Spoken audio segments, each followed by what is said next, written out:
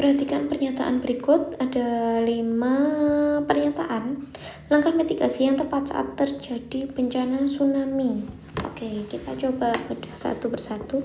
Jika sedang di dalam kendaraan dan terjadi kemacetan, segera keluar dan melakukan evakuasi dengan berjalan kaki. Ini salah.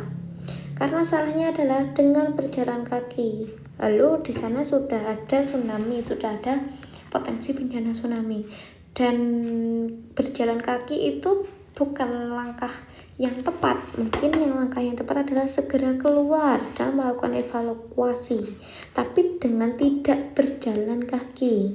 Oke, satu salah.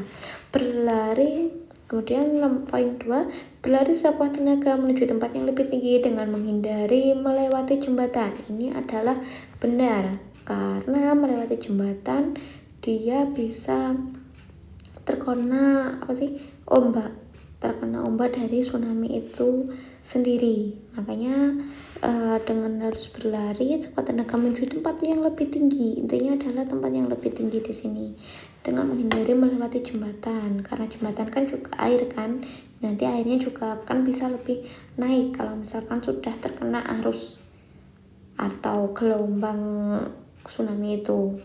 Apabila sedang berlayar, upayakan tetap berlayar dan menghindari pelabuhan. Oke, ini adalah benar.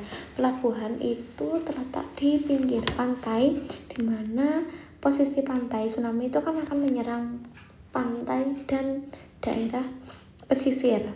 Nah, kalau ada potensi bencana tsunami, misalkan sudah ada di tengah laut, tetap di tengah laut saja agar terhindar dari potensi tsunami menuju pantai dan daerah pesisir.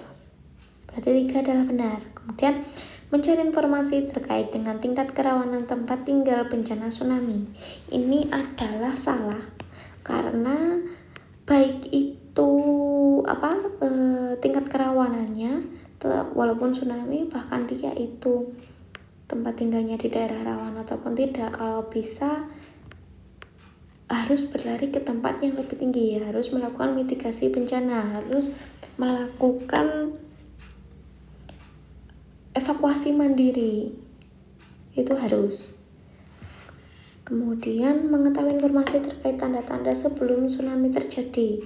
Ketika kita paham bagaimana ciri-ciri tsunami terjadi, dan kemudian langkah apa yang harus kita lakukan ketika ada tsunami terjadi, itu disebut sebagai evakuasi mandiri. Maka kita harus segera berlari ke tempat yang lebih tinggi dan mengambil barang-barang atau mungkin surat-surat yang penting dan dibawa ke daerah yang lebih tinggi. Jadi tidak perlu menunggu ada pengumuman. Kalau misalkan memang tahu dengan ciri-ciri sebelum tsunami terjadi, maka silahkan melakukan evakuasi mandiri. Jadi ini adalah benar. Sehingga yang benar adalah 2, 3, dan 5 C.